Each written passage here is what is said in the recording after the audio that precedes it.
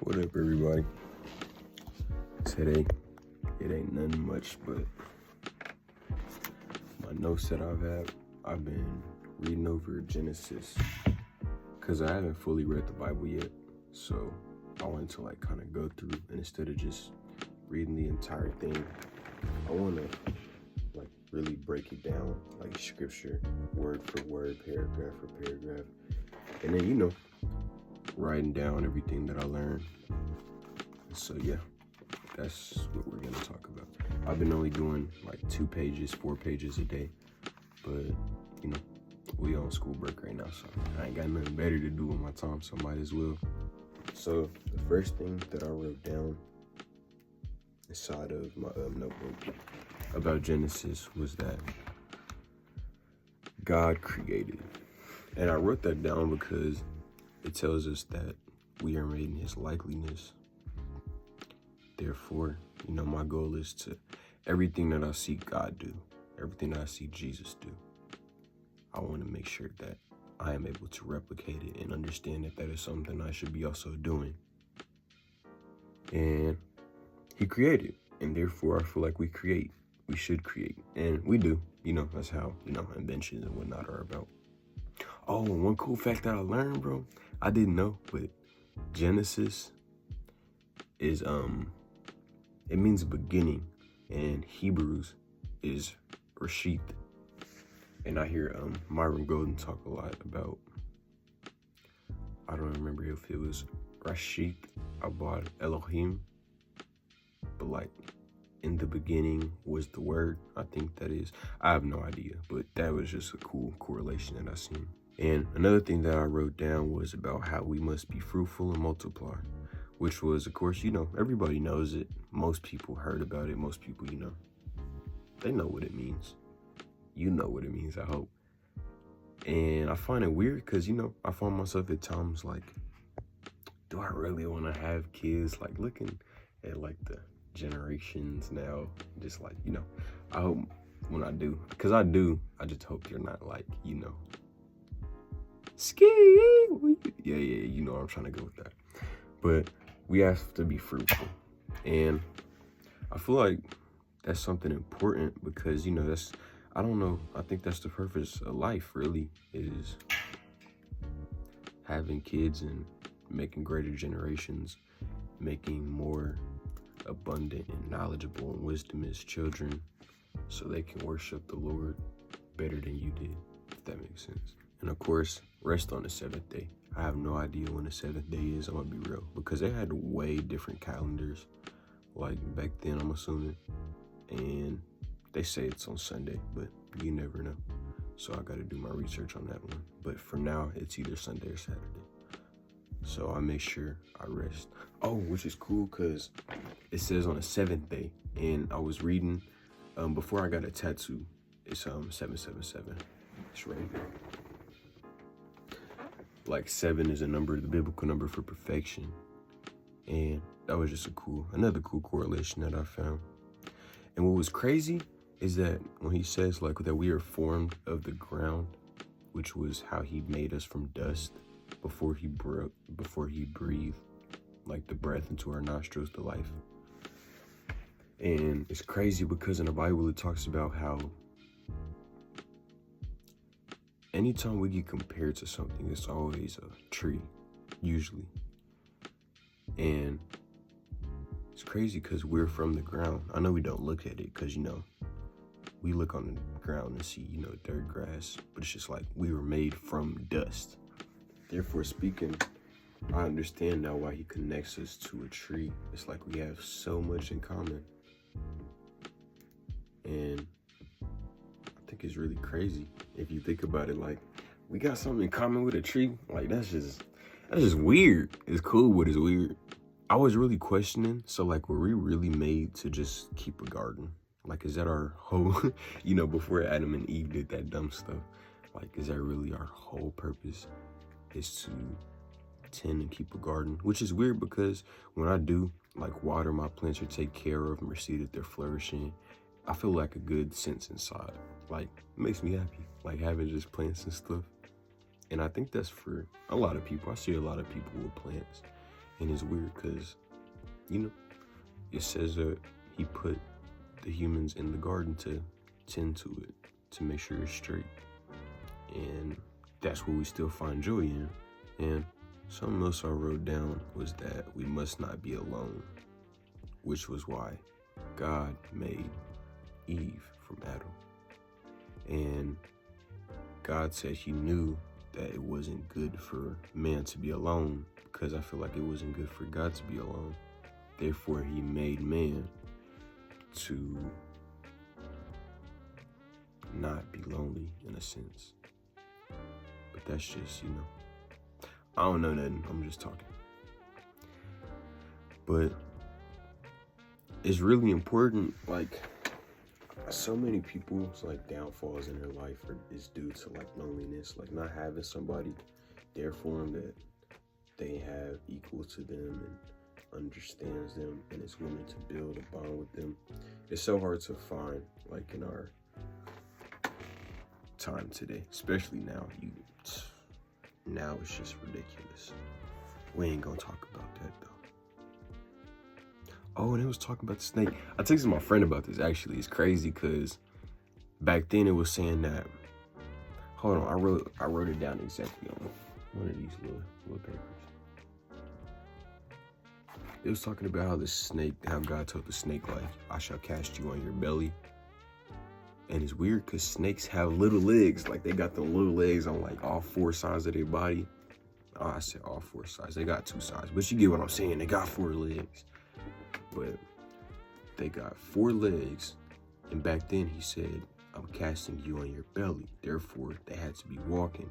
And it says that snakes were the most cunning in the garden. And cunning means deceitful, which means like they can deceive you. And obviously, if snakes were able to talk, then that means some other stuff was probably changed so they could talk. And they had legs, which makes me wonder, what did they look like, bro? Because that's just crazy to me, like that they really had legs. Like, could you imagine walking out and you just see a little dog, but it's a snake, long neck? It'd be crazy. Oh, and I wrote down how the tree of knowledge, how they spoke about the tree of knowledge being pleasant to the eye. And it makes me think about sin, because sin looks pleasant to the eye. Anything that you see and want to do usually involves fun or danger or temptation. And all that stuff is pleasing to the eye, but it's all bad, which is why I correlate that with the tree, because it looks pleasing to the eye, but of course, it casts us to death, which is sin, the knowledge of good and evil, and the ability to decide for ourselves, which I hate, bro. I really wish we could have just like been gardeners, like for real. Just been staying in the garden, just raking and doing whatever gardeners do. It would have been cool, bro. You wouldn't have to think about nothing. You probably wouldn't have been eating. You wouldn't even know you would be eating. You just be there, which would be cool. Oh, and I really thought it was amazing how in the Bible it talks about before God casted the floods over the earth, how he found delight in one man, just one single person. Therefore, he saved that man and made him like a restart of Adam and Eve, but he made him the future because he cast his beliefs on his family. Therefore, they made and reproduced and made more family, which is amazing because, like, I look at it today. There's this Bible quote that I have from Romans. I gotta remember. It's something along the lines that one man shall be saved if he is obedient. And okay, so many are disobedient, but one man shall be saved, or many shall be saved if one man is obedient, which is amazing because that like shows me that it's true. Because Noah, out of everybody, he called Noah and said, I'm finna kill everybody. Whole earth is getting thrown over with some water. And I'm finna save you and your family just because you live for me and you are holy and you do respect my words, you fear me. And I think that's amazing because it brings hope for people who think similarly to me, who think like when God comes back, we're all doomed because of how our society is. But, you know, seeing that story gives me hope, knowing that, you know, hopefully God will find favor in me if I continue to exercise my likeliness and truly, genuinely fear him in his name, which is what I've been struggling with. I heard this dude I listened to on YouTube talking about how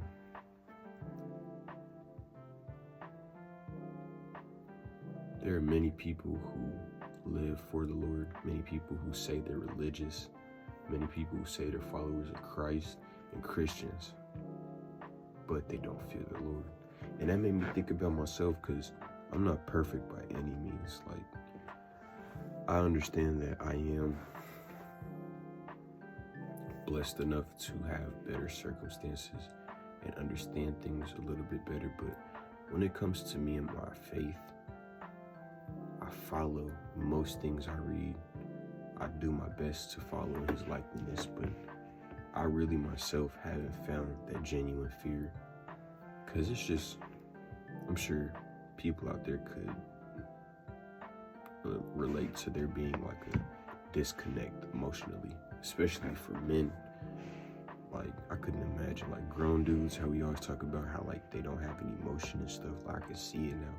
And it's so weird because it's hard to fear the Lord when there's nothing but numbness. Like, you can't feel much, but it's not purposefully. You understand what I'm saying? Like, I try to cry my prayer.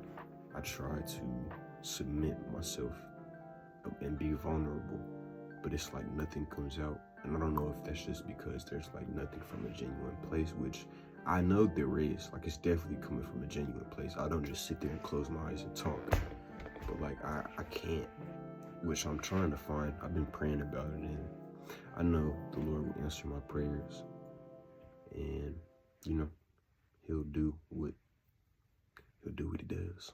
But yeah, I'm in Genesis 9:9 right now, and I'm gonna do more reading.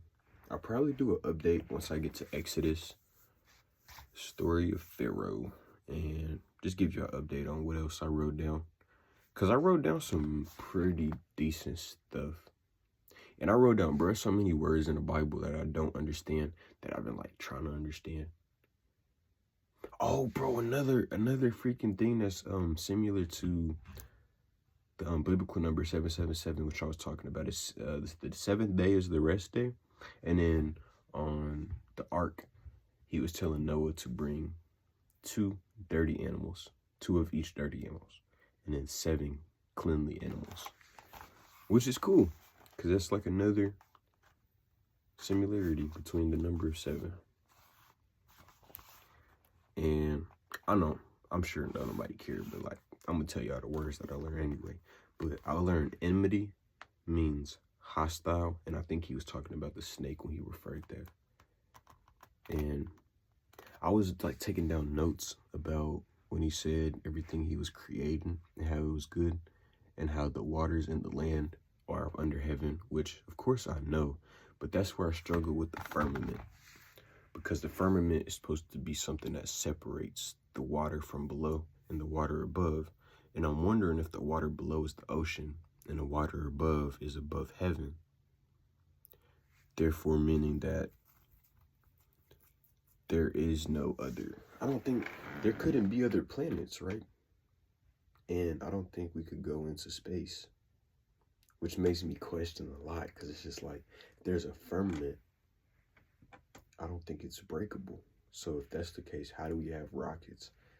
How do we have people going to the moon or Mars or all that stuff? Well, I don't know. I ain't never been to the space. I just say I ain't never been to the space. I ain't never been to space. Oh, and Adam, Aleph Nem, means humanity.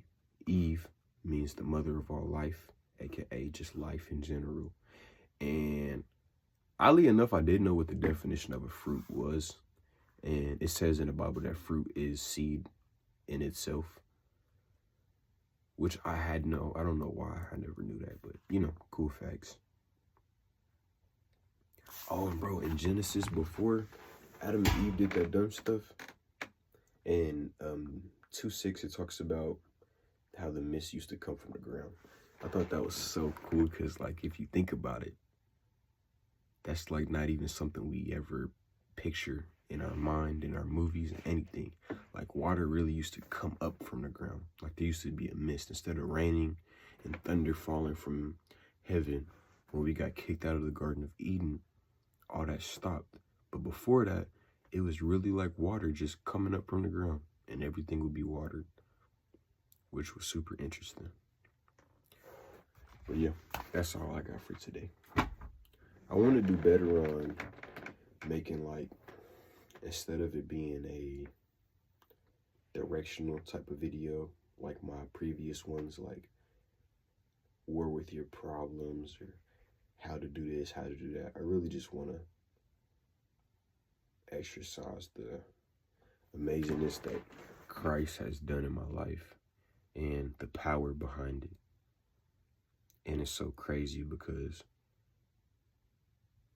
I feel bad, like, that people genuinely don't believe.